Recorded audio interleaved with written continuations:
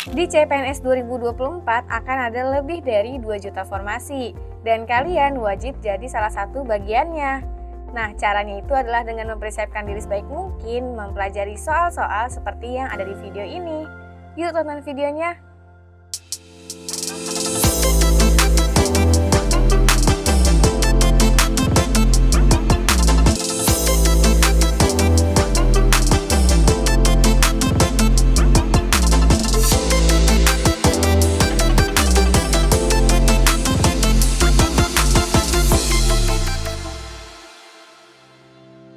Assalamualaikum warahmatullahi wabarakatuh. Halo teman-teman pejuang CPNS di seluruh Indonesia. Apa kabar ya kalian hari ini? Semoga dalam keadaan sehat dan baik ya. Nah, kembali lagi bersama aku Kanisa, dan kalau udah ketemu sama aku, tentunya kita akan belajar bareng materi mengenai tes wawasan kebangsaan. Nah, hari ini aku akan bahas soal yang berkaitan dengan pilar negara, integritas, dan juga bela negara. Yuk, tanpa lama-lama kita mulai aja. Oke, kita masuk ke soal pertama ya, teman-teman. Untuk materi pilar negara, yang pertama ini adalah Bhinneka Tunggal Ika. Membina persatuan dan kesatuan dihubungkan dengan semboyan Bhinneka Tunggal Ika mengandung makna bahwa A dalam pergaulan tidak boleh membedakan suku, B dalam bergaul harus dapat menyesuaikan diri, C kebudayaan masyarakat tidak tergantikan dengan budaya lain, D keanekaragaman tidak mungkin dipersatukan, E kebudayaan daerah harus dilestarikan. Nah, di sini teman-teman untuk jawab soal ini tentunya kita harus paham dulu nih mengenai semboyan Bhinneka Tunggal Ika. Nah, coba kira-kira Bhinneka Tunggal Ika ini adalah simbol mengenai apa sih teman-teman? Semboyan mengenai apa? Semboyan mengenai meskipun berbeda-beda di dalam negara Indonesia, tetapi pada hakikatnya bangsa Indonesia itu adalah satu kesatuan teman-teman.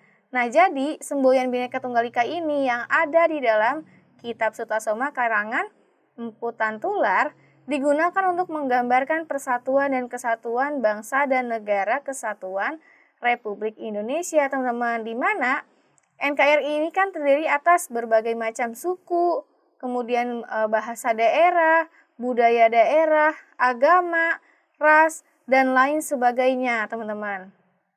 Nah, berarti dari keberagaman tersebut, tetapi kita tetap aja nih satu kesatuan. Nah, berarti teman-teman, kalau kita hubungkan dengan membina persatuan dan kesatuan, di dalam semboyan Bhinneka Tunggal Ika mengandung makna apa nih? Kalau kita lihat opsi jawaban yang ada, yaitu mengandung makna bahwa di dalam pergaulan masyarakat atau pergaulan di dalam bangsa Indonesia tidak boleh membeda-bedakan suku, karena tadi balik lagi, karena meskipun beraneka ragam suku, bangsa, dan lain-lain, kita adalah satu kesatuan, teman-teman. Jadi untuk soal ini, jawabannya itu adalah yang A. Oke, kita lanjut ke soal yang kedua tentang Pancasila. Paroni adalah orang yang sombong di kampungnya. Ia selalu menilai orang dari kekayaan dan kedudukannya. Sikap Paroni ini telah bertentangan dengan sila A. Ketuhanan yang Maha Esa, B. Kemanusiaan yang adil dan beradab, C. Persatuan Indonesia, D. Kerakyatan yang dipimpin oleh hikmat kebijaksanaan dalam permusyawaratan perwakilan, D. Keadilan sosial bagi seluruh rakyat Indonesia. Nah, di sini teman-teman, dengan Paroni ini sombong dan juga menilai orangnya dari kekayaan dan kedudukannya, maka tidak mengandung nilai-nilai apa nih? Tidak mengandung nilai-nilai kemanusiaan ya, teman-teman. Karena di sini semestinya sesama manusia itu tidak boleh menilainya dari kekayaan atau kedudukannya, karena setiap manusia di negara kesatuan Republik Indonesia memiliki kedudukan yang sama, teman-teman. Nah, hal ini sesuai dengan butir pengamalan dari sila kedua Pancasila, kemanusiaan yang adil dan beradab, di mana butir pengamalannya itu adalah mengakui persamaan derajat, persamaan hak, dan persamaan kewajiban antara sesama manusia. Nah, oleh karena itu, teman-teman, dengan menilai orang dari kekayaan dan kedudukannya, maka sama saja nih, Pak Roni ini tidak mengakui adanya persamaan derajat, teman-teman. Oleh karena itu, sikap Pak Roni ini telah bertentangan dengan sila berapa tadi? Sila kedua, Pancasila, yaitu kemanusiaan yang adil dan beradab, dan jawabannya itu adalah yang B. Oke, kita masuk ke soal nomor 3, materinya tentang Undang-Undang Dasar 1945. Dalam kehidupan bernegara, negara Indonesia dalam menjalankan kehidupan berlandaskan pada ketuhanan yang Maha Esa sebagaimana yang diatur dalam pasal A28, B29 ayat 1, C30 ayat 1, D31 ayat 2, E32.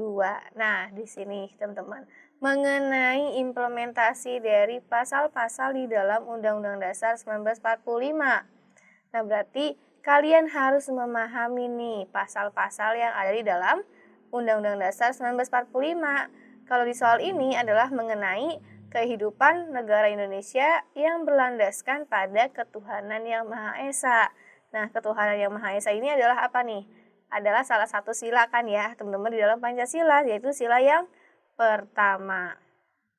Nah, karena berkaitan dengan sila pertama Pancasila yang mana menunjukkan bahwa negara Indonesia itu adalah negara yang menghormati keberagaman agama, maka kita harus memahami nih bahwa di dalam Undang-Undang Dasar 1945 ada salah satu bab yang membahas mengenai agama, yaitu di bab yang ke-11, teman-teman. Dan di dalam bab 11 ini ada dua pasal nih, ada pasal 29 ayat 1 dan juga pasal 29 ayat 2, teman-teman.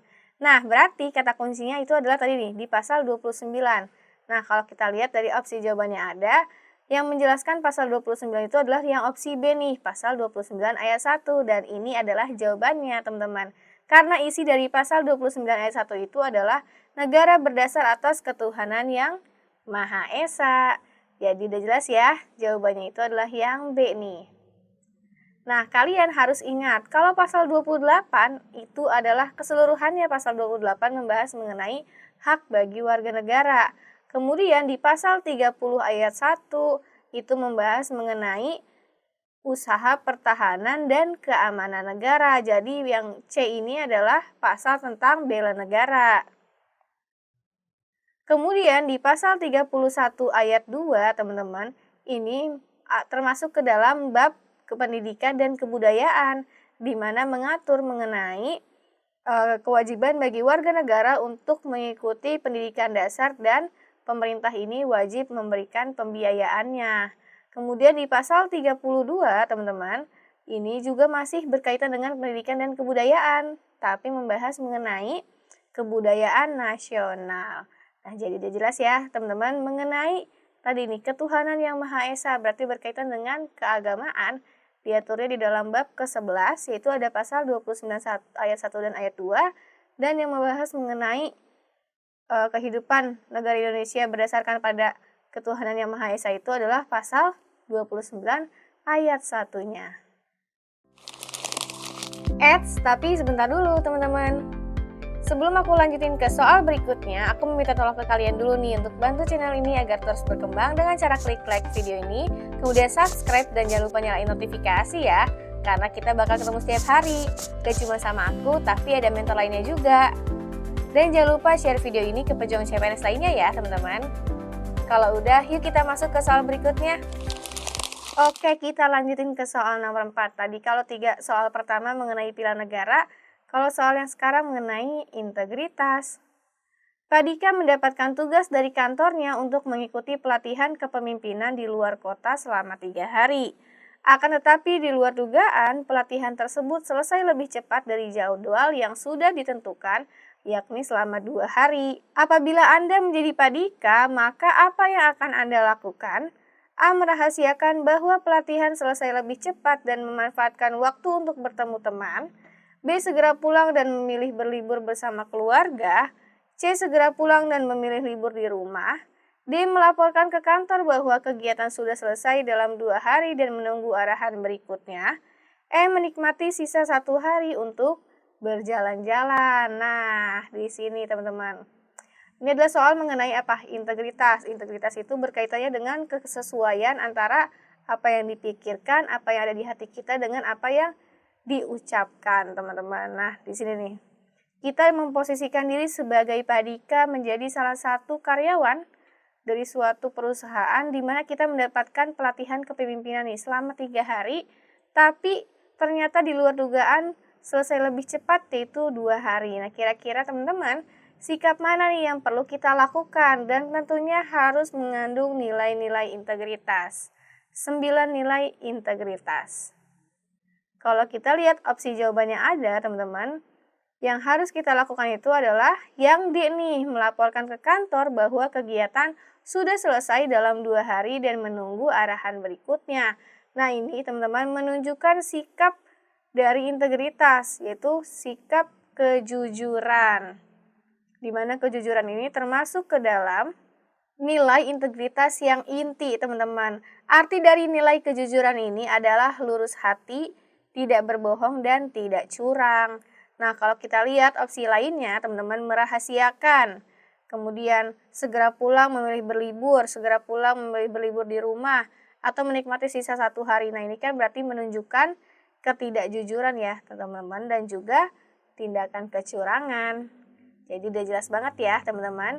Yang perlu dilakukan itu adalah melaporkan ke kantor bahwa kegiatan sudah selesai dalam 2 hari dan menunggu arahan berikutnya. Ini menunjukkan nilai jujur. Aduh maaf ya, tulisannya kurang bagus. Oke, kita masuk ke soal yang terakhir nih, materinya mengenai bela negara. Isu pemecah bela negara yang dilakukan oleh pihak-pihak tidak bertanggung jawab bertujuan untuk membuat negara menjadi kacau sedang marak terjadi. Sikap kita sebagai warga negara yang baik untuk menghadapi fenomena tersebut adalah A. Menindaklanjuti kekacauan yang terjadi, B. Waspada dan ikut curiga, C. Tidak mudah terimbas isu hoax atau informasi yang belum tentu kebenarannya, D. Ikut menyebarluaskan dan memprovokasi, E. Berpegang teguh pada kepercayaan masing-masing. Nah, di sini teman-teman.